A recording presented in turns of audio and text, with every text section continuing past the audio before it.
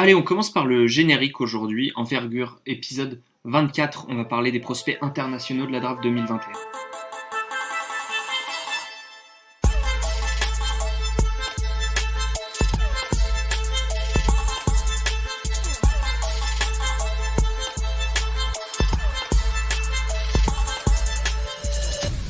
Alan est là, Pierre est là, Nico est là. Comment allez-vous, messieurs? Ça va très bien. Salut tout le monde. Très bien, et vous? Ça va très très bien aussi, puisque nous sommes à J-9 avant cette draft NBA 2021. Ce qui veut dire, au moment de l'enregistrement, mardi 20 juillet, que nous sommes au lendemain de la date limite pour retirer son nom pour les joueurs internationaux, retirer sa candidature. Donc, alors, on ne sera pas en mesure de vous donner tous les candidats, on en parlait justement en antenne. On ne sera pas en mesure de vous donner tous les candidats internationaux, mais on va vous parler de ceux qui sont importants, on va dire, ceux qui pourraient être draftés, notamment au premier tour, au début de second. Y a eu une énorme vague, pour commencer, une énorme vague, en tout cas plus que ce qu'on attendait, de joueurs qui ont retiré leur nom de cette draft. La question d'abord, ça va être pour les Français. Alan, pour quelles raisons tu vois Hugo Besson a retiré son nom, alors Mathieu Gauzin ça fait un peu plus longtemps, Malcolm Casalon, quelles raisons on pourrait imaginer pour qu'ils retirent leur nom de la draft? C'est une question toujours assez compliquée parce qu'il faut se détacher de ce que nous on pense du joueur, personnellement, où on peut l'avoir dans un classement ou dans un board, avec les retours qu'a reçu ce joueur des franchises NBA. Yves Pons, il en parlait l'année dernière. Tu reçois pas des scores, mais peut-être des estimations de l'endroit où tu pourrais être drafté. Et en réalité, si ça te convient pas, si tu penses que tu peux encore te représenter à la draft dans 1 ou 2 ans et améliorer, parce que tout n'est pas une histoire de cote, mais ça joue quand même. Si tu penses qu'en fait tu peux améliorer cette cote, que ce soit dans un environnement collectif différent, dans un championnat où tu pourrais peut-être plus te montrer aux yeux des scouts ce que peut être la NBL pour Hugo Besson par exemple, ou si tu penses, si Malcolm Casalon, je sais pas s'il va rester à Megalex ou Mega Soccerbet, mais peut-être qu'il pense qu'il pourrait devenir plus titulaire dans cette équipe-là. Mathieu Gauzin, peut-être avoir des minutes en Pro A, dans un meilleur club que dans celui où il était l'an passé. Et Donc Alan, en fait, est-ce que- dis-moi. et excuse-moi, je te coupe, mais pour Méga, et Casalon, en fait, il n'y a rien d'étonnant, puisque en cours d'année, déjà, son agent avait tweeté en mode cette année, c'est l'année de Petrousev. Casalon, ça sera l'année prochaine. Ouais, mais Casalon, pour ça qu'on se l'avait un peu rayé, on pensait qu'il allait peut-être pas y aller, et puis finalement il a mis son nom. Je pense que c'était pour voir ce qu'on pouvait lui dire, quoi. Ce qu'on lui a dit, ça l'a peut-être conforté dans son idée que ça serait plus 2022 pour lui. Et puis surtout, il est sur une pente plutôt ascendante depuis la moitié de la saison, donc peut-être qu'il a raison de continuer à prendre de la confiance et des bons retours. Hmm. C'est vrai, ça c'est ce que tu as vu, puisque tu t'es penché sur son jeu assez récemment. Il y a d'autres prospects, on parlait de Petrousev dans son équipe, Jovic pour l'année prochaine. Effectivement, Casalon qui espère toujours être drafté et qui espère du coup, ce que tu disais Alan, avoir une meilleure cote pour expliquer, pour suivre en fait les explications. Il y a des espèces de sondages. C'est comme la présidentielle, ça donne pas la vérité, mais ça donne une idée du paysage. Il y a des espèces de sondages auprès des équipes NBA avant la draft, et donc les joueurs reçoivent les résultats de ces sondages. C'est-à-dire, on va dire, tu as plutôt tant de pourcents de chances d'être drafté fin de premier tour, tant de pourcents de chances début de second, etc. Et ça marche pareil pour la Green Room, d'ailleurs, la fameuse Green Room, où sont invités en fait les 20 prospects dont le nom est le plus ressorti chez les GM du premier tour, qui doivent dire si vous deviez faire un top 25, vous mettriez qui dedans, et les noms qui ressortent le plus, eh bien ce sont les 20 de la Green Room. Voilà. Le fonctionnement est expliqué dans un article d'ESPN qui est gratuit pour une fois, qui date d'aujourd'hui, du 20 juillet. Le joueur qui ne va pas à la draft et qui nous a le plus surpris en l'annonçant, c'est Roko Perkassin.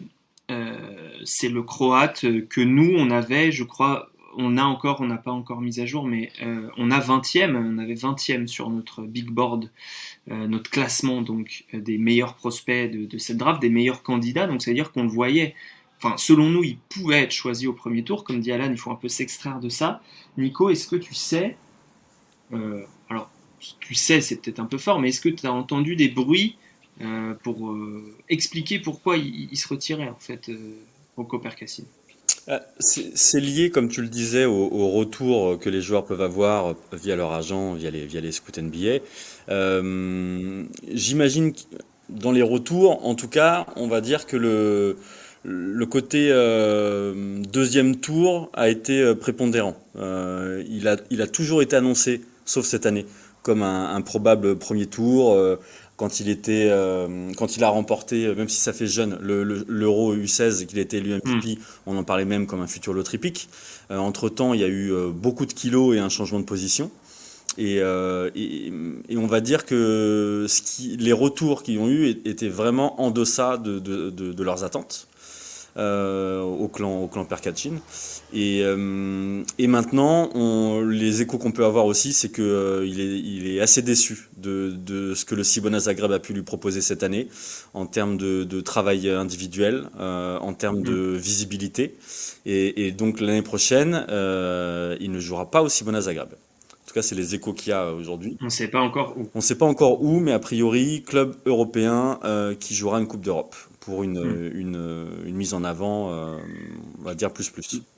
Logique dans la construction d'un parcours de progression, c'est à peu près logique.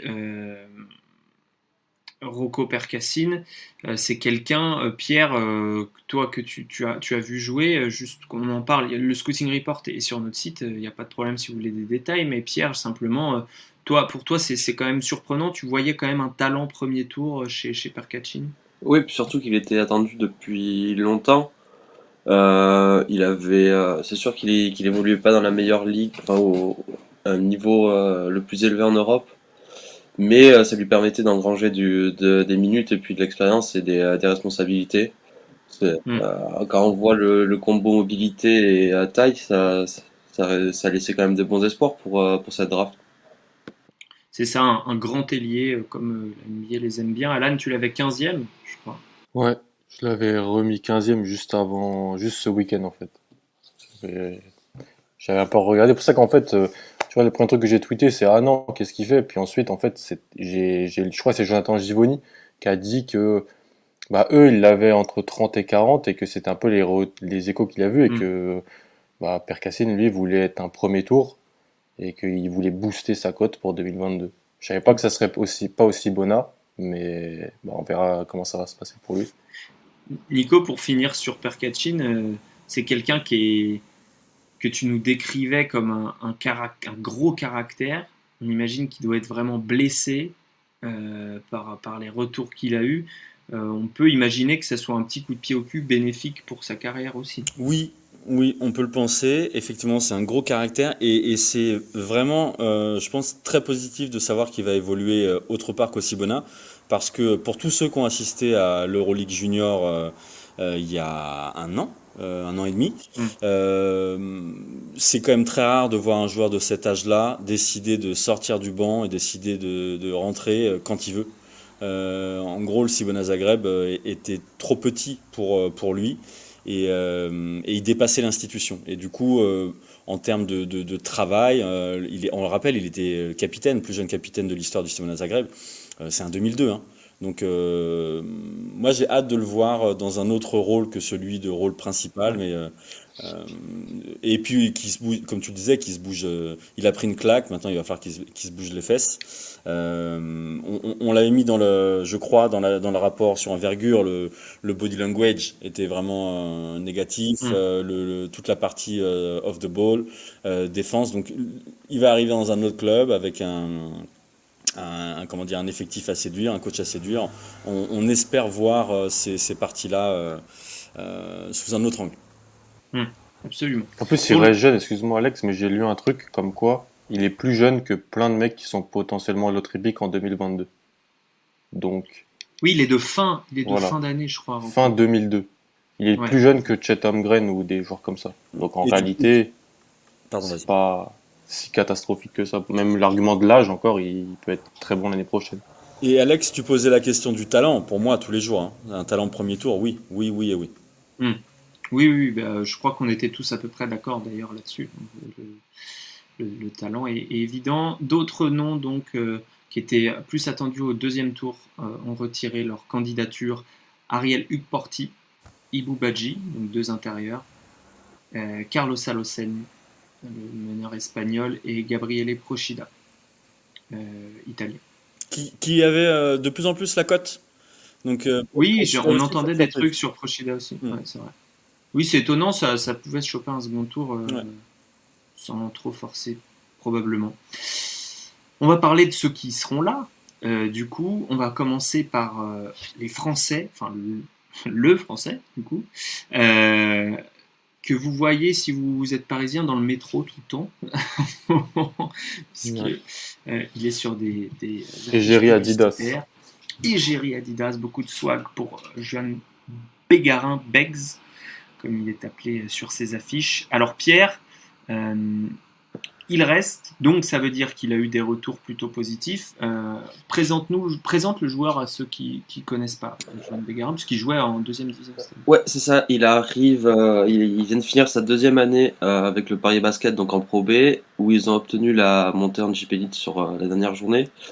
Donc c'est un grand arrière qui peut évoluer, qui évolue surtout sur le poste 2, 1 et 3, il peut dépanner. Et où sa qualité première depuis qu'il est jeune, c'est quand même son athlétisme couplé à sa défense sur l'homme. Et qui a développé pendant ces 2 années au Paris Basket son tir surtout avec le coach, qui a été bien, ça a été très souligné par le coach dans un article qui a été publié il y a pas longtemps sur le site de la LNB et donc il est passé par l'INSEP puis il est sorti un an à l'avance pour aller signer en Pro B. Ensuite, il a été MVP du BWB Europe et il a été au camp global de BWB l'année dernière, il me semble. Hmm. Absolument. Basketball Without Borders, c'est le programme. On avait fait une interview avec un des responsables après la draft l'année dernière. Il a été invité au G League Camp. Non, si c'est ça, G League Camp, ils appellent ça comme ça. G League Combine. NBA G League Combine. Ouais. Donc c'est pas le NBA Combine, mais c'est la Division 2 pour simplifier. Donc certains ont le droit, gagnent pendant cette semaine, enfin ces quelques jours de détection, c'est comme le combine, hein. Il y a des mensurations, des exercices de tir, d'agilité, etc., d'exercices physiques.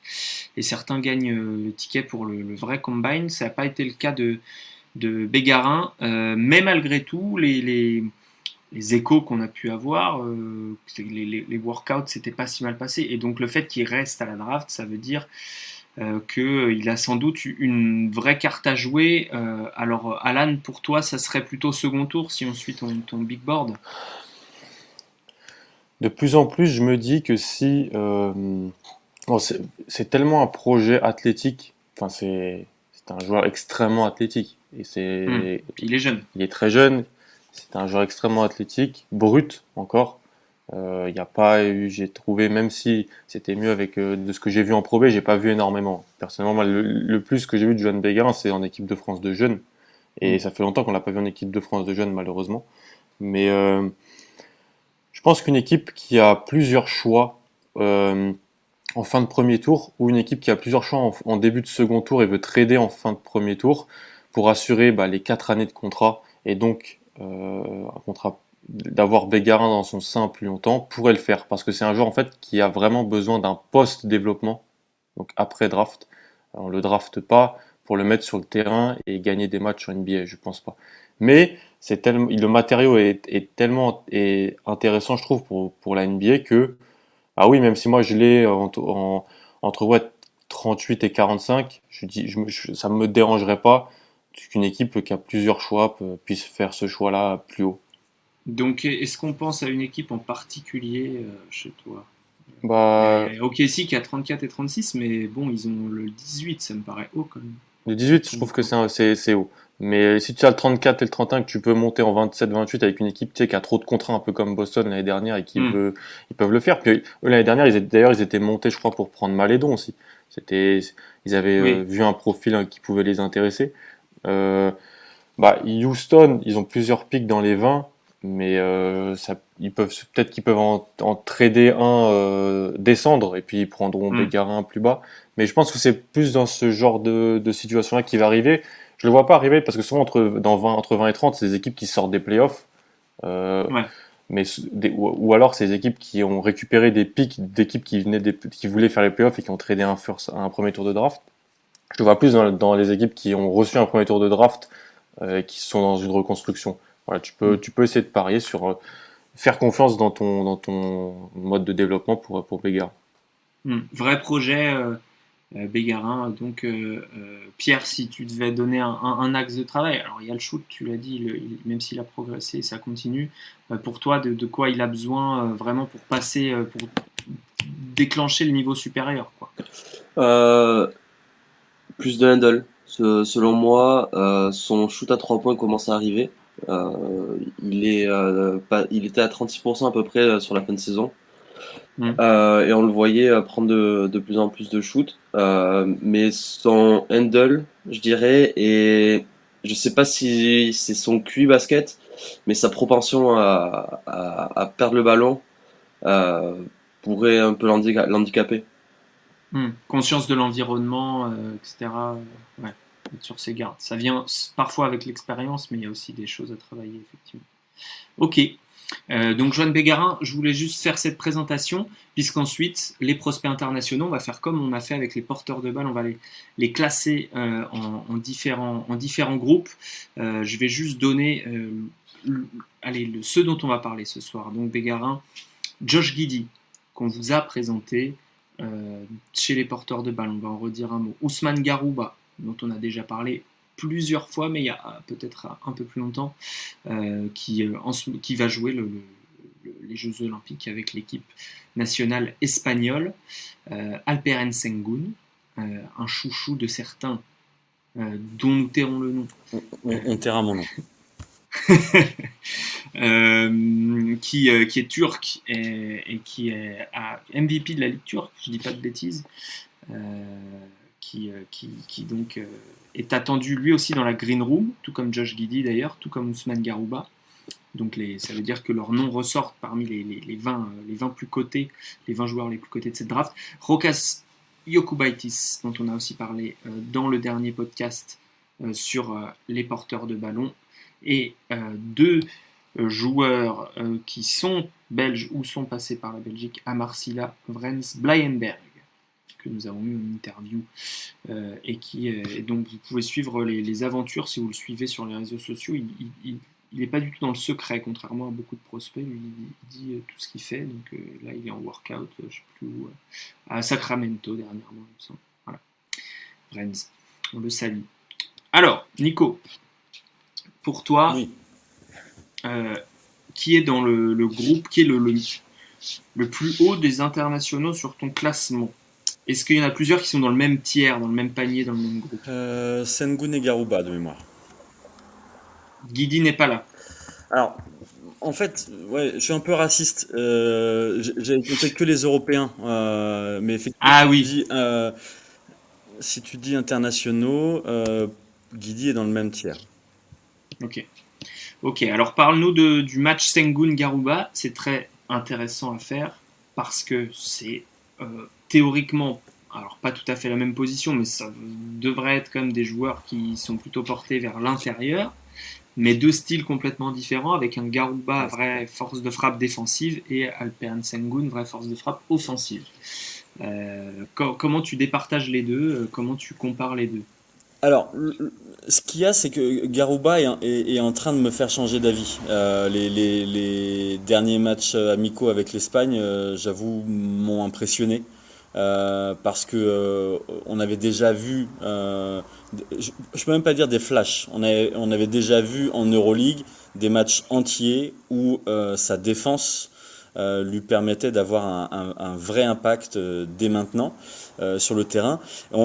Si on doit parler de Sengun Gariba, c'est un petit peu thèse-antithèse, si on exagère un peu, puisque Sengun est connu pour son talent offensif, pour ses mains, pour la capacité à créer pour lui ou pour les autres.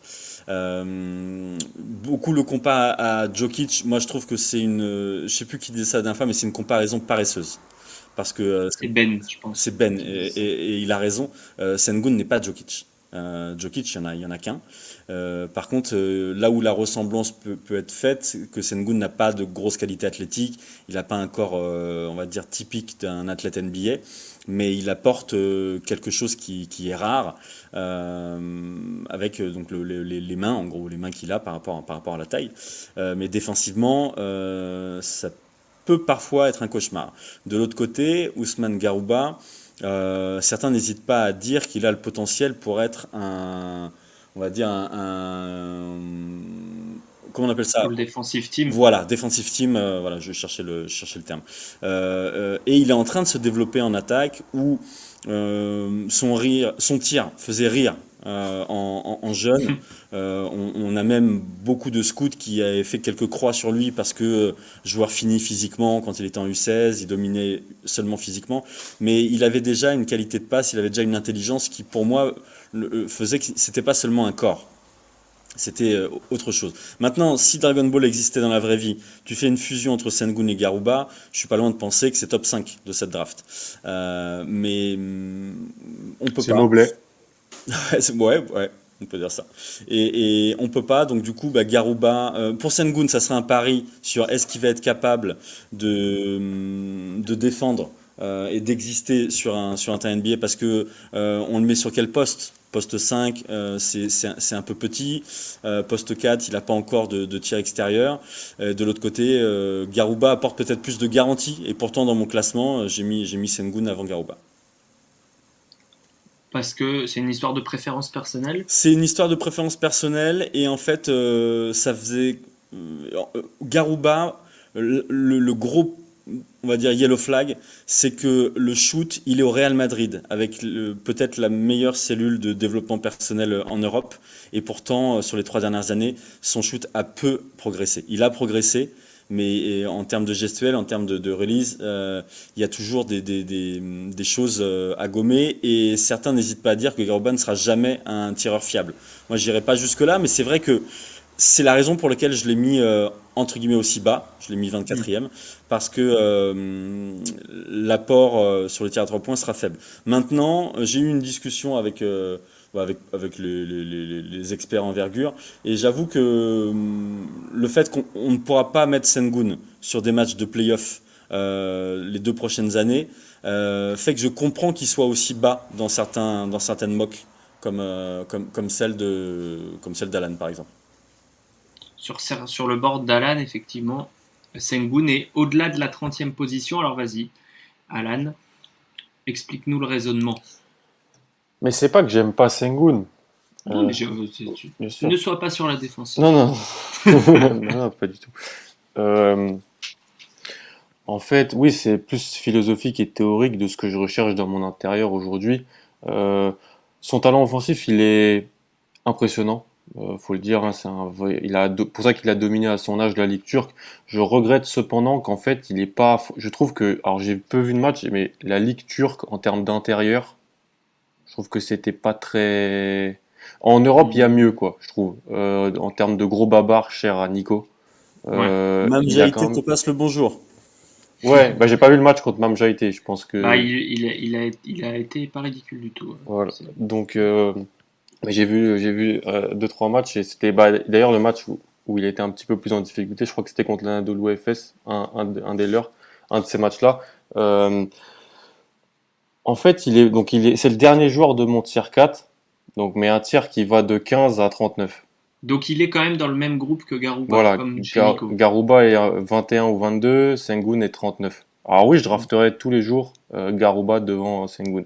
Mais si une équipe croit dans le talent offensif et veut faire Sengun, un sixième homme qui apportera peut-être de l'attaque en NBA, ça me dérange pas. En plus, il a 18 ans ou 19 ans, je crois, il c'est un 2002, donc il peut encore progresser. En fait, c'est juste que euh, je pense pas que Sengun peut défendre à des moments en playoff en NBA.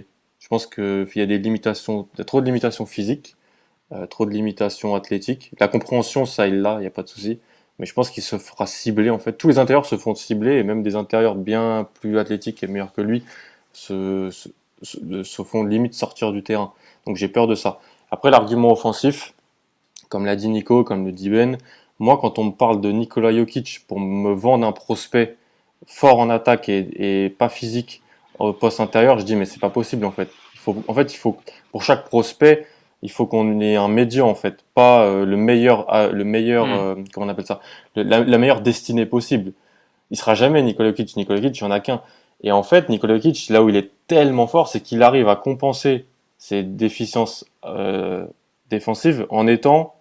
Bah, j'ai pas vu, j'ai commencé à regarder le basket il y a moins de temps que d'autres, mais c'est le meilleur pivot offensif que j'ai vu, moi, peut-être.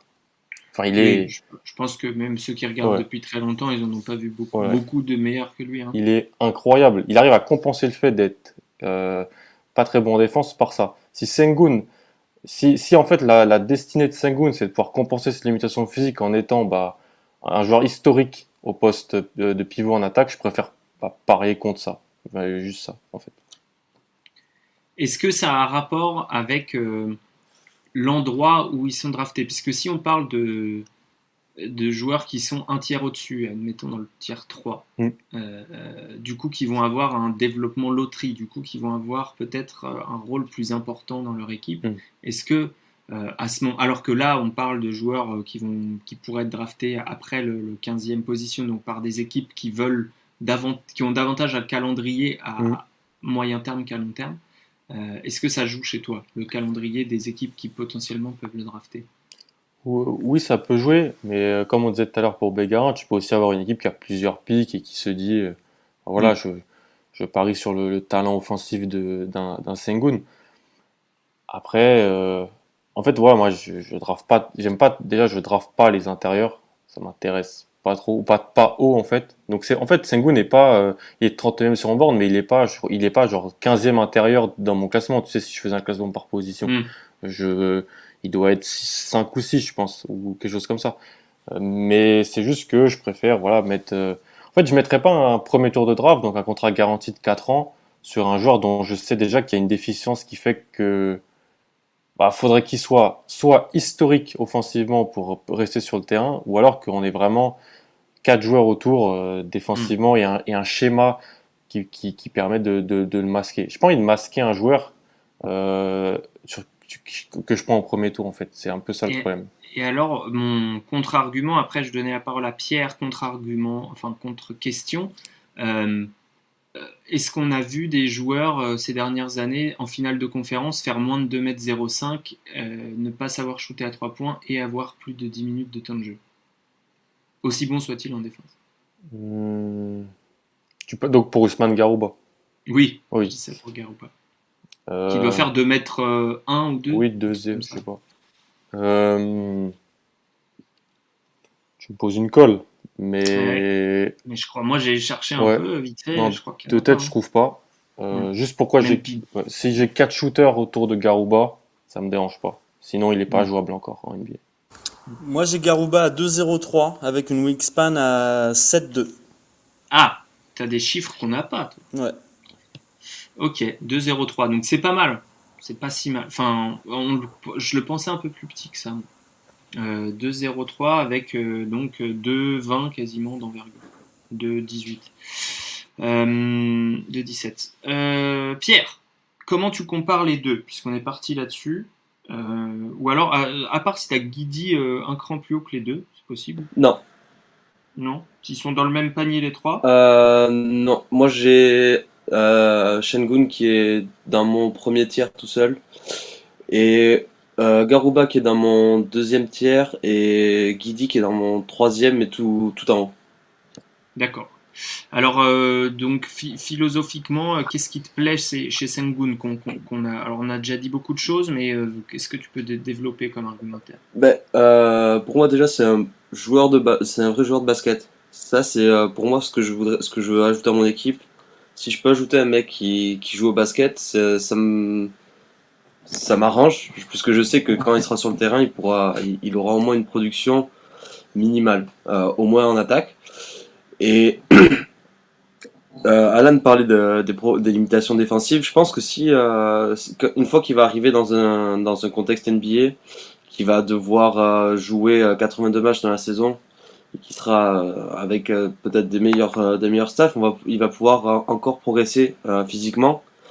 J'ai vu une photo il y a pas longtemps où j'ai l'impression qu'il était devenu un peu plus musculeux déjà depuis la fin des playoffs turcs.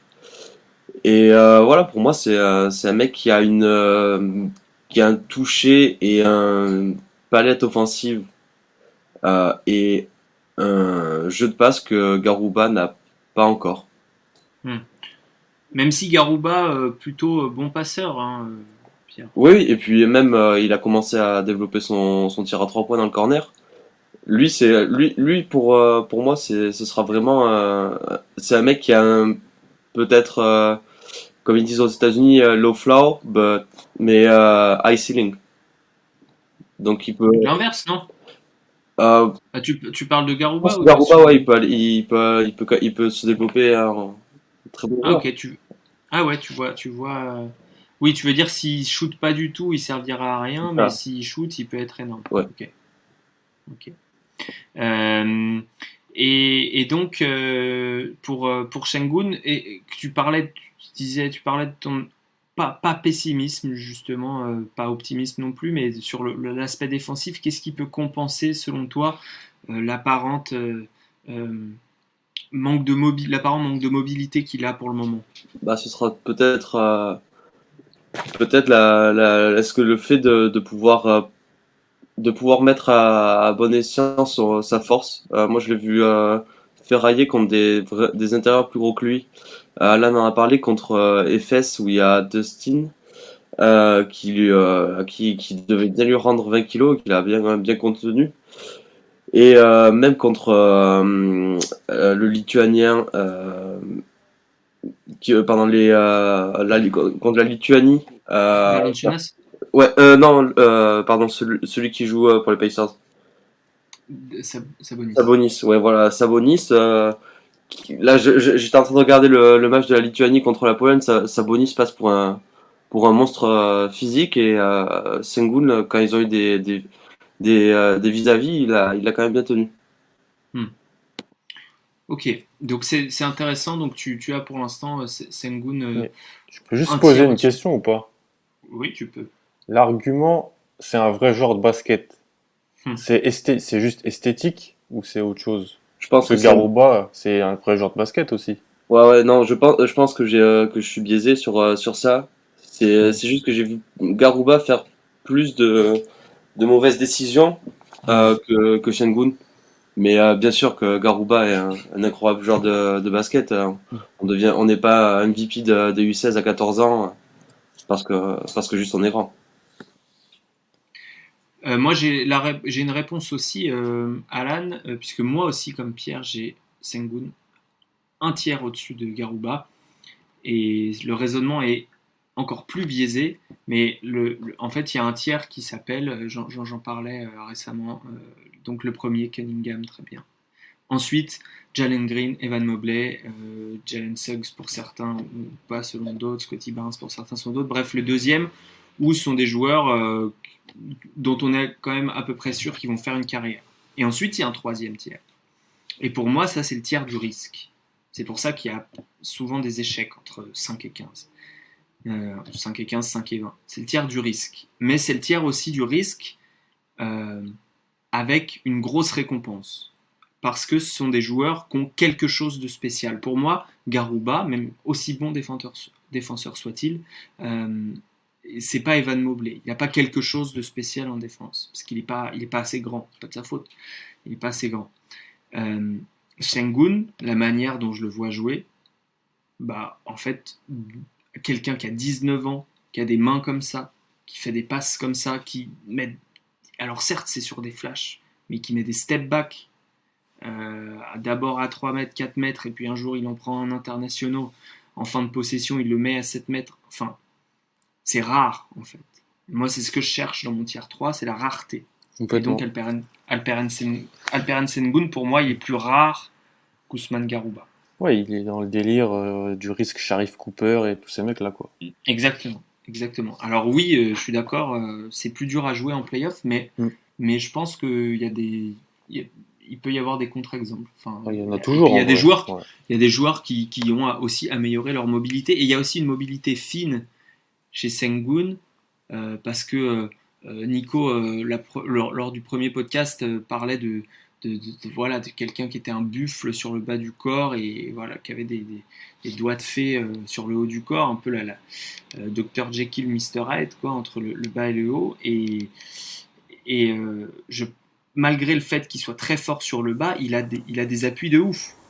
Et donc, s'il arrive à bouger ses pieds aussi bien offensivement, ça veut dire que, alors, il va pas les bouger sur des grandes distances, mais ça veut dire que sur des défenses en drop, il est capable de contenir sur quelques mètres quelqu'un. Alex, sur le point d'interrogation que peut avoir Alan, pour moi, en fait, en ayant vu, moi je l'ai connu Bouboule en jeune, là c'est la première année où il a commencé à travailler sur son corps, il y a encore de la place. Il y a pour moi le physique actuel de Sengun, c'est un physique avant draft NBA. Et puis ce sera peut-être pas la transformation de Dwight Howard ou de Joakim Noah, mais il va y avoir une vraie transformation. Ils vont ajouter des muscles, ils vont travailler sur son corps, et je suis sûr qu'il sera dans 2-3 ans, il sera pas ridicule. Ça sera jamais un Garouba en défense, mais il va réussir à faire autre chose que ce qu'il nous montre aujourd'hui avec Besiktas. Et c'est pour ça que tu l'as 11e d'ailleurs sur ton board. C'est toi qui l'as le plus haut. Malgré tout l'amour que j'ai pour lui, j'ai pas réussi à le mettre plus haut que ça. Direction Golden State. Pardon ? J'ai une question pour Nico. Oui. Vas-y Pierre. Vu que tu l'avais déjà vu en U16, Nicolas, quand il était un peu plus gros, est-ce que tu as vu une évolution au niveau des déplacements ou Oui. des déplacements défensifs? Oui. Mais alors je vais te dire, en U16, il était tellement costaud que il pouvait compenser par le coup d'épaule, on va dire, et avec les jambes souvent en retard. Donc maintenant, j'ai l'impression qu'il a moins ce côté très costaud parce qu'il a perdu beaucoup de poids en haut du corps, mais que le bas, on est passé de mauvais à passable. Ouais, parce que là, il y a beaucoup de gens je trouve, qui le caricaturent sur un plot en défense, mais en Ligue turque, il est pas non plus ridicule. C'est pas un plot, c'est exagéré. La Ligue turque, alors il n'y a pas énormément d'intérieur Golgoth, il y a quand même des arrières de qualité. Et puis il faut aussi rajouter que à Besiktas, c'est le joueur intérieur, il n'y a pas de il souffle pas. Et voilà. Et donc du coup, forcément, les efforts, il les fait en attaque et il les fait pas en défense. Oui, parce qu'on compte beaucoup sur lui offensivement aussi, quoi. Bon, on a fait le tour de Sengun. Ça va devenir de plus en plus dur si on écoute Nico de faire le tour de Sengun. Mais voilà, il y a deux écoles et il n'y en aura peut-être aucune des deux qui aura raison. Mais toujours est-il que Alan et Nico ont dans le même panier le joueur à Alperen Sengun, Ousmane Garouba, Pierre à Sengun un peu plus haut. Pierre, parle-nous de Josh Giddey. Du coup, on en a parlé dans le dernier podcast. Meneur, plus de 2 mètres. Il doit faire la même taille que Garouba, à peu près, peut-être même un peu plus grand. Meneur, plus de 2 mètres. Voilà. Qu'est-ce que tu aimes bien dans son jeu et pourquoi tu le mettrais un panier au-dessous d'Ousmane Garouba? Ouais, donc moi je l'ai à 2,03 sur Real GM. Qu'est-ce que j'aime chez lui? Ça va être ma réponse va être un peu biaisée parce que j'ai pas ce que j'ai vu de lui, j'ai vraiment pas apprécié par rapport à toute la hype qu'il a autour de lui depuis 2 ans. Parce que si Bégarin est le produit de la formation française, lui c'est celui de la formation australienne. Il sort c'est clairement la tête de Gondol. C'est ça, lui il sort de leur INSEP local, de la NBA Academy, et on l'attend depuis 2 ans. C'est déjà qu'il sera en NBL. dans le programme des jeunes étoiles. Et on nous en faisait le nouveau, en plus vous en parlez dans le dernier podcast, le nouveau Lamelo de la NBL, et j'ai l'impression qu'il n'a pas répondu aussi fort aux attentes qui étaient placées sur lui. Moi je m'étais marqué que son jeu hors pick and roll, son jeu offensif était quasiment inexistant s'il n'était pas sur pick and roll, avec peu de catch and shoot. Euh, il avait tendance à s'enfoncer après dans la défense, et même le championnat en lui-même m'a pas beaucoup plu de ce que j'ai vu. Ah oui, mais ça peut pas jouer dans une évaluation. Enfin, si, tu peux dire l'opposition n'est pas exceptionnelle, ça t'as le droit. L'opposition et puis les joueurs qui l'entouraient me font dire que la hype risque d'être trop grande, et je lui souhaite vraiment pas, mais j'ai l'impression que c'est le genre de joueur qui peut bust dès ses 2 premières années.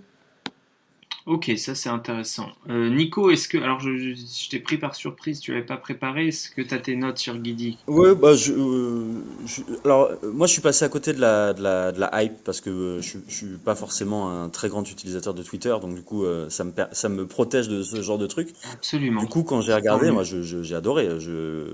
Effectivement, en dehors du pick and roll, c'est pas dingue, mais par contre, sur pick and roll, ça vaut le coup d'œil quand même. Donc j'aime beaucoup. Après, j'entends les limites athlétiques. Ok. Euh, Peut-être qu'il a 10 ans de retard, qu'il y a 10 ans, ça aurait pu être une sorte de Steve Nash australien. Je sais pas. Mais Attends, ouais. respecte Steve Nash quand même. Je trouve. Steve Nash, il shoot à 50, 40, 90 toute Oui, sa oui, c'est carrière. vrai, j'abuse. Pour l'instant, sur le tir, on est encore loin de Steve Nash, ça c'est sûr. Mais c'est vraiment un joueur agréable à voir jouer.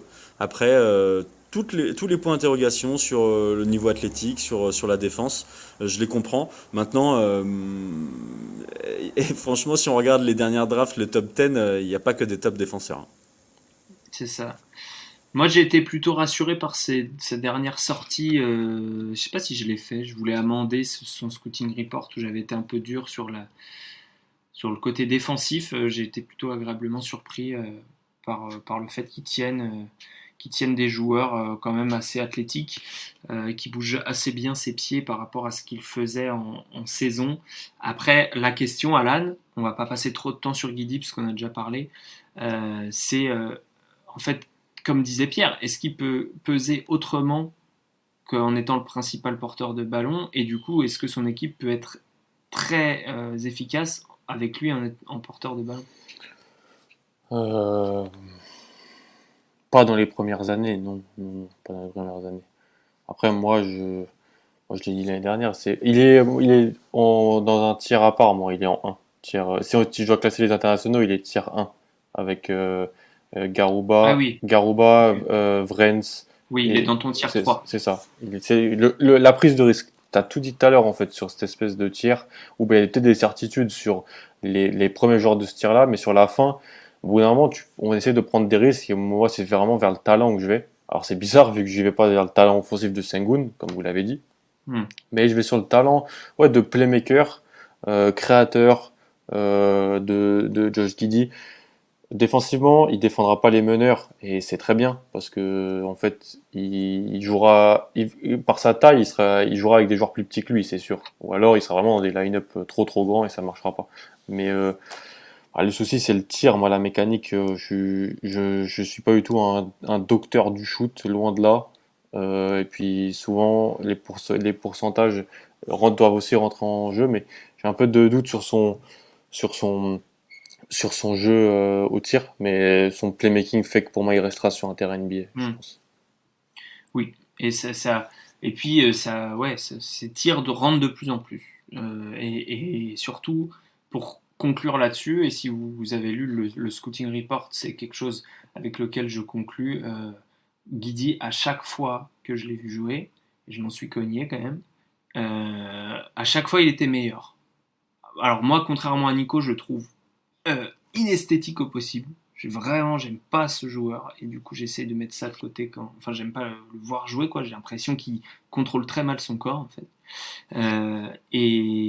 Et du coup, ça a pesé premièrement dans mon évaluation, mais force est de constater que c'est quelqu'un qui continue de progresser à chaque sortie, donc ça, c'est très intéressant. Guidi, donc Nico, toi tu l'as à peu près dans la même, un peu plus bas que Garouba. Il est où Garouba? Je le vois pas chez toi. Je l'ai 16, Guidi. Il est en 16. Il est en 16 Guidi et Garouba, oui, il est un peu plus bas, il est 24, effectivement. Mais ils sont pareil dans le même chapeau. Ouais. Et Même chapeau. Alexandre, Oui, juste pour rappeler qu'il était aussi avec l'équipe d'Australie pour la préparation des Jeux Olympiques. Je crois qu'ils n'ont pas encore annoncé les 12, mais il faisait partie du roster pour la préparation. effectivement, oui, il a joué contre le Nigeria. C'est ces matchs-là, justement, qui m'ont plutôt rassuré. Ils ont notamment joué le Nigeria. Mhm. Oui, effectivement, j'ai pas regardé. Je pense qu'ils les ont annoncés les 12 ans. Donc je sais pas où mais je pense qu'ils les ont annoncés. Bref, on vérifiera ça plus tard. C'est mal préparé, ça, comme podcast. Qui est le prochain nom sur ta liste, Nico, quand on descend dans ton classement des internationaux? On n'a pas prévu d'en parler, mais Aldama, et je l'ai mis très très haut Oui, parce que ok. je suis fou amoureux. Euh, Oui, alors juste pour préciser, parce que c'est vrai qu'on n'en a pas parlé, Aldama, je ne l'ai pas mis dans le programme du podcast, parce que c'est un joueur NCAA, oui, donc c'est pour ça que je ne l'ai pas mis. Simplement, on peut en dire un mot. Comme France Euh, et le tout pré- ça. Ouais. Ouais, comme Franz Wagner, exactement. Et je crois que c'est tout. Hein, il n'y a pas d'autre au-dessus. Nenad Si on Qatar. accepte, oui, si on accepte Kai Jones, qui est bahaméen, mais bon, ça peut être moyen. Euh, Ouais, donc est-ce que tu peux représenter Aldama pour ceux qui ne connaissent pas, parce que c'est quelqu'un qui garde son nom à la draft et du coup on pense qu'il y a une promesse qui traîne quelque part, peut-être pas au premier tour, mais en tout Bah, cas c'est étonnant. ouais, je vais vous donner les indices, après vous prendrez la conclusion que vous voulez, mais bon, quand il part d'Espagne, il a une cote incroyable, et à la surprise générale, il va dans une petite fac pour jouer contre des dentistes et des plombiers. Donc il se fait des matchs à 20-20, sans changer de maillot à la fin du match, sans avoir besoin de prendre sa douche. Et il disparaît tout simplement à l'approche de la draft. Les Espagnols le pensent aux États-Unis, les Américains le pensent en Espagne. Au final, il est aux États-Unis, donc il y a de fortes chances quand même qu'il y ait une petite promesse qui traîne à droite à gauche et que Parce qu'on a vu son nom dans aucun workout. Là les exactement. équipes commencent à dire on a workout un tel, un tel, un tel. Aldama, zéro, et pourtant il reste à la draft. Et pour parler de son profil, Aldama, c'est presque un 7-footer qui peut être utilisé en stretch 5. Certains se posent des questions sur le physique par rapport à ce qu'ils ont pu voir. La famille Aldama, parce qu'il y a le papa, il y a l'oncle, sont des anciens sportifs professionnels, basketteurs professionnels, pivots à chaque fois, plutôt costauds, en même temps une certaine élégance, une technique. Il, Hmm. il- je pense que si Santi avait joué dans une grosse fac, on en parlerait comme d'un potentiel de tripic. Oui. Et puis c'est un beau joueur. Oui. Et ça c'est intéressant. Moi j'aime bien les beaux joueurs. Donc Aldama et ensuite, pardon, j'avais posé une question du Petrousev, coup je crois. après. Petrousev, très bien. Alors, tout seul ou est-ce qu'il est dans un panier de plusieurs, histoire qu'on fasse un. Petrousev, alors Ayayi, mais bon, on va pas, il joue en NCAA. Ouais, Bégarin, et ensuite on descend et on trouve du Blyenberg, du Yokubaitis. ok. Ils sont tous dans le même panier, ceux-là, ou non? Non, non, clairement, pour moi, j'ai Petrousev et en dessous Bégarin et en dessous Blyenberg Ok. et Yokubaitis. Alors, Petrousev, on en a parlé dans un Underdogs, Ouais. un épisode de Underdogs que je vous invite à aller écouter. Pierre avait fait son scouting report. Simplement, Pierre, toi, tu l'as où, Petrousev, dans ton classement? Je l'ai mis en bas de Garouba dans mon tier 2, juste avant Guidi. Avant Guidi. Oui. Ok, intéressant. Oui, parce que toi, tu es plutôt optimiste sur son côté, le fait qu'il shoot de plus en plus du côté de Mega Soccerbet. Bon, moi, je l'adore. C'est mon chouchou pour la prochaine, pour la draft. J'adore qu'il ait développé son shoot et qu'il ait réussi à dominer surtout une ligue européenne.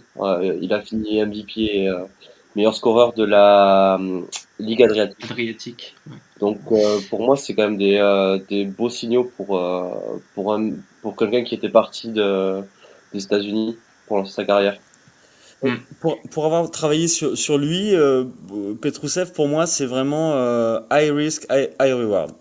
Parce que dans on va dire, le côté psychologie, il y en a beaucoup, notamment du côté de Gonzaga, qui pensent que mentalement, c'est pas quelqu'un qui aime travailler, c'est pas quelqu'un qui aime se faire mal, et il a le profil à prendre un contrat NBA, à rester sur le banc tranquillement, pas demander grand-chose, et ensuite revenir jouer en Europe, en Euroleague, avec le compte en banque bien rempli, en menant une belle vie tranquille.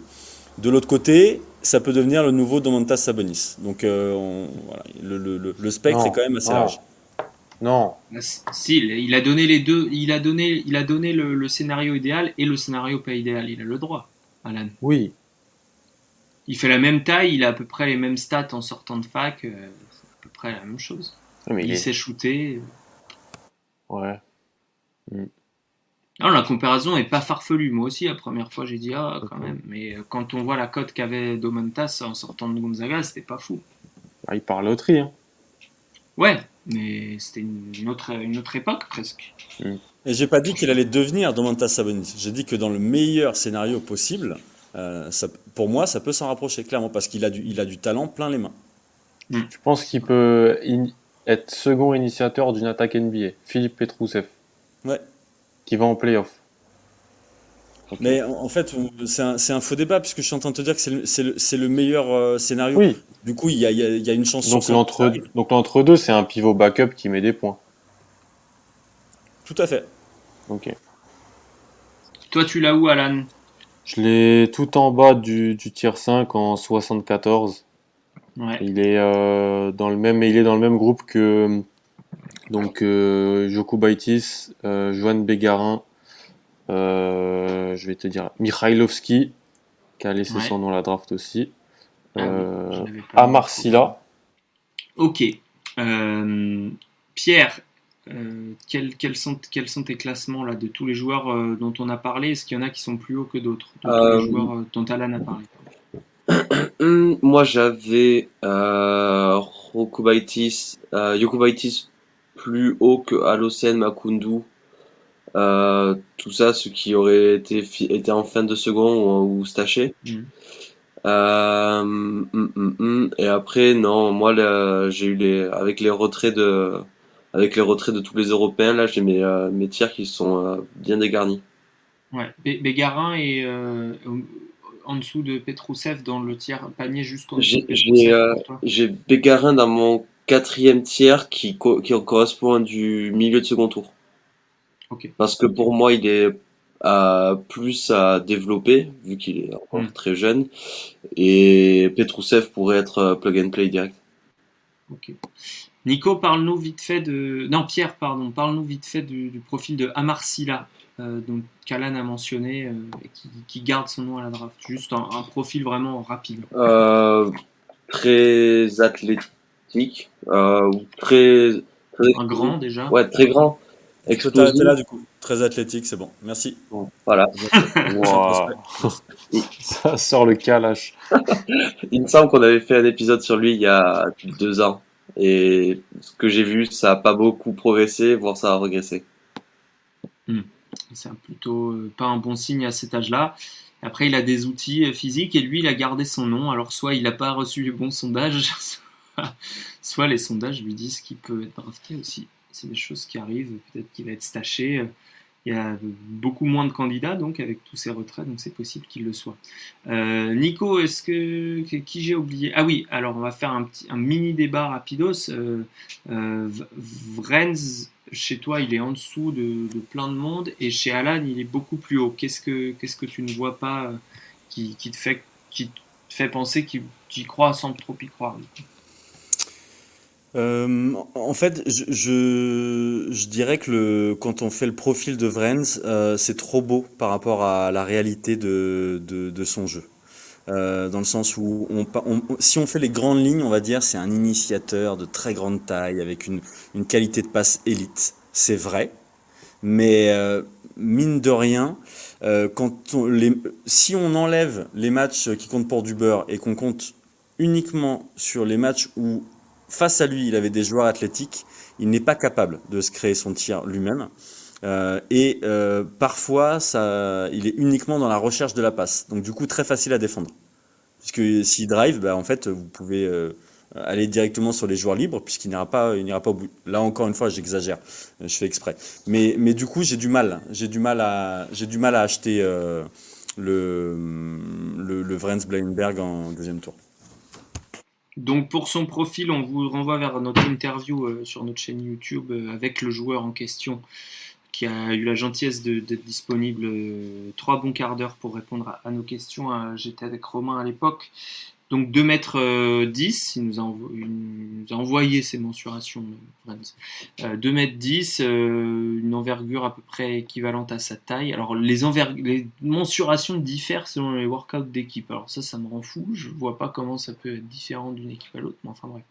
Donc il a à peu près 2,10 m d'envergure aussi, un peu plus que sa taille, mais pas énormément plus. Et puis voilà, il a pas des grandes mains, mais il a pas des petites mains non plus. Et du coup, Alan, il en pense quoi de Vrenz? Parce que ça me ferait plaisir d'entendre. Ouais, j'allais y venir. Alan, toi, tu l'as du coup début de deuxième tour. Oui. Donc le tiers, le même tiers que Bégarin, non, un tiers au-dessus de Bégarin. Un tiers au-dessus de Bégarin. Alors, explication. Théoriquement, il peut passer, dribbler, shooter. Ça m'intéresse pour mon banc en NBA. Je pense que ça peut être un joueur qui va pas, je vais pas aller jusqu'à dire qu'il va fluidifier mon attaque, non. Mais je pense que c'est pas un joueur qui va ralentir ou prendre des mauvaises décisions. Et s'il travaille le tir en spot-up, de par sa polyvalence, il pourrait peut-être, je pense, être un joueur un 8e homme de ma rotation, si ça se passe bien. J'ai pas grand chose d'autre à dire. J'ai pas vu de match de championnat belge. J'ai vu 4 matchs d'Eurocoupe, je crois, pour préparer les vidéos qui ont été insérées dans l'épisode avec lui. Donc, j'ai un échantillon sûrement plus petit que d'autres. Je vais peut-être me faire avoir sur ça. Mais je crois qu'il y avait un match, le club de Teodosic, je crois. Le club de Teodosic qui est en Virtus Bologne, de mémoire. C'est ça. Il y a eu, voilà. Et alors oui, défensivement, c'est pas tout le temps hyper engagé. Je vois très bien ce que dit Nico dans le fait de. En fait, il va devoir, s'il veut marquer un contre un NBA, il va devoir être un incroyable bad shot maker. Mais en fait, je pense qu'on lui demandera peut-être du spot-up. Donc là, ça pourrait être plus facile de progresser là-dessus. Et est-ce que, comme certains, tu fais la liaison avec Pokusevski? Non. Pokusevski a un talent offensif bien plus fort. J'avais beaucoup en loterie l'an passé, donc. Non, Pokusevski est plus grand. Ouais. Un peu. Et puis surtout, il est plus fluide, quoi. Mais tu vois, Alex, je posais cette question pour que les fans d'envergure puissent se dire Alan et Nico sont enfin d'accord sur quelque chose sur ce podcast. C'est vrai, on réconcilie les deux mondes. L'arbitre sera Pierre. Pierre, toi, Vrenz, qu'est-ce que t'en penses? Il est où par rapport aux autres? Pour moi, moi j'ai pas vu assez de films pour donner un avis c'est une bonne argumenté. Donc je ne pensais pas te piéger. C'est une très bonne réponse, puisqu'il n'y a pas assez de gens qui ne donnent pas leur avis quand ils ne savent pas. Donc ça, moi jamais te blâmer pour ça. Moi je suis plus côté Alan, Nico, je suis désolé. Sengun, je suis de ton côté, je suis plus côté Alan. Je considère qu'on ne lui demandera pas de créer en fait en NBA, donc je m'en fous qu'il ne sache pas se créer. C'est son asset numéro 1. Non, je suis pas d'accord. C'est quoi alors son asset numéro 1? Il fluidifie, tu vois. Moi, son asset numéro 1, c'est taille plus tir. Ouais, il tire. Franchement, il tire bien, j'ai trouvé moi. 2,10 m, high release, rapide, capable de tirer avec un dribble de décalage. Alors certes, les pourcentages pour le moment sont pas extraordinaires. Donc vous faites un pari d'accord. parce que sa qualité première aujourd'hui, c'est son jeu de passe. Mais son jeu de passe, il va aider de toute façon. Son jeu de passe, au moment où le mec qui va sortir sur lui, il va faire un drive. Et comme disait Alan, il va fluidifier l'attaque. Il va pas être le mec qui sait pas prendre la bonne décision. Les role players, on dit souvent, c'est quand tu reçois la balle, tu dois prendre une décision Donc, rapidement. C'est la seule chose qu'on te demande de faire. Donc, Et lui, il peut le faire. il arrivera en NBA et il épouserait un nouveau rôle qu'il a jamais eu, celui de off the ball. Il est prêt à le faire. Hein. Il est prêt, il a fait Enfin, un non, mais il est prêt oralement. ouais, mais c'est déjà beaucoup en fait. Il a aussi peut-être eu toujours le même rôle parce qu'il était toujours peut-être forcé de jouer parce qu'il n'y a pas de créateur fort dans son équipe. En U16, U18 Belgique, je veux pas manquer de respect, hein, mais je pense pas qu'il y avait des énormes initiateurs peut-être. Après, à Anvers, oui, peut-être plus. Et d'ailleurs, c'est pour ça qu'il initiait plus avec le banc. Moi, je trouvais que quand il était avec les titulaires, c'était vraiment un initiateur. Regarde, en Eurocoupe, il est à 37% à 3 points sur quasiment 50 tentatives. Après, il a 52% en lancer franc. Ça, c'est sur 19 Oui, tentatives, c'est ce qui prouve qu'il va pas sur la ligne parce qu'en fait, comme tu l'as dit, athlétiquement, il peut pas vraiment battre son opposant. Ça, c'est vrai. Mais il peut fluidifier le jeu et mettre des tirs, je pense. Il tire, il est grand et il défend. Mm. Il a envie quand même. Il a envie et il bouge plutôt bien pour un mec qui fait 2m10. Et quand tu bouges plutôt bien, tu es assez long. Je l'ai trouvé, alors parfois saute de concentration, mais quand même relativement concentré dans l'ensemble. Moi, j'aime bien. Le il défend, ça sera son épitaphe. Et je pense qu'il sera ravi de l'entendre parce qu'il n'a pas dû l'entendre souvent. Moi, je pense qu'il peut défendre. Voilà. Je pense qu'il est capable. Voilà. Mais encore une fois, c'est pareil, du risque. Mais c'est juste que je préfère prendre pas un risque, mais je préfère prendre un mec comme ça, dont je suis à peu près sûr de un ou deux trucs, en plus de sa taille, plutôt que de prendre un mec un peu farfelu dont je sais quel rôle j'ai envie de lui donner. Même si, effectivement, tu as raison, il l'a jamais eu. Pour l'instant. Nico, est-ce qu'il y a un joueur dont on n'a pas parlé? Rokas Jokubaitis. Ah oui, on en a parlé dans le dernier podcast. Pourquoi tu crois en Rokas? J'y crois sur la vitesse, sur la création, sur le culot. Voilà, il a vraiment à la fois la vista, le mental pour jouer. Alors, dans le rôle, je ne le vois pas autrement qu'en backup, meneur, voilà, on va dire leader créatif, premier créateur d'une équipe de remplaçants. Alors, j'ai l'impression que tu l'avais pas mis dans ton board parce que tu pensais qu'il allait pas se présenter. Ah si, tu l'as mis oui, tout en bas. ouais, 57. 58. Ok. Pierre, même chose. Est-ce qu'il y a un joueur que tu voulais citer? Rokas. On n'a pas parlé. Vraiment. Rokas aussi. Ouais, il était dans le même tiers que Bégarin pour moi. Le reproche que je peux lui faire, et Nicolas, tu me diras si je me trompe, c'est qu'il a l'air d'être expert, bon dans tout, mais expert dans rien. Alors la réponse de Nicolas Mathieu. J'ai envie de dire, c'est pas faux, dans le sens où si tu me demandes aujourd'hui son gros point fort, je vais te dire la vitesse, mais au final, techniquement, écoute, je valide. Ouais. Sa mécanique me fait un peu douter, mais on a parlé sur le podcast qu'il fallait pas se fier à la mécanique autant que ça rentrait. Et son explosivité aussi. Je l'ai vu rater un dunk tout seul en début de deuxième mi-temps, et juste avant en mettre un, mais un peu limite. Donc j'ai l'impression que son athlétisme, ça pourrait le limiter un peu. Ça, c'est vrai que les scouts n'aiment pas les dunks ratés, t'as raison, Pierre. Il me fait douter, ce Lituanien. Est-ce que vous avez un mot de la fin? Sinon, on lance la musique de fin. Je voudrais passer un bonjour à l'ensemble du Fab Five Camp qui est à La Rochelle, où je suis actuellement là. Ils m'ont prêté des locaux magnifiques pour pouvoir enregistrer le podcast, donc un grand bonjour à eux. Ah, il sera entendu, le Fab Five Camp. Alors c'est pas le Fat Five, ça c'est juste moi, j'y vais avec 4 potes qui font mon poids, mais ouais, le Fab Five. Alan, pas de mot de la fin. Vive l'Europe. On est prêt. Voilà, les internationaux sont là. Pierre, notre monsieur international de la Data Team, merci beaucoup. Moi, je passe ton expertise. je passe un bonjour au développeur du site de la FIBA, qui est parmi les sites les plus chiants. Ah bah ça a coupé. Oh. Il nous écoute. Il nous écoute, la FIBA. C'est pas possible. Pegasus, on est sur écoute. Merci à vous. Merci à la FIBA. Bon, merci à vous tous. On vous donne rendez-vous pour un live. Voilà, c'est annoncé. On va se débrouiller maintenant. Je l'ai dit, je suis obligé de le faire.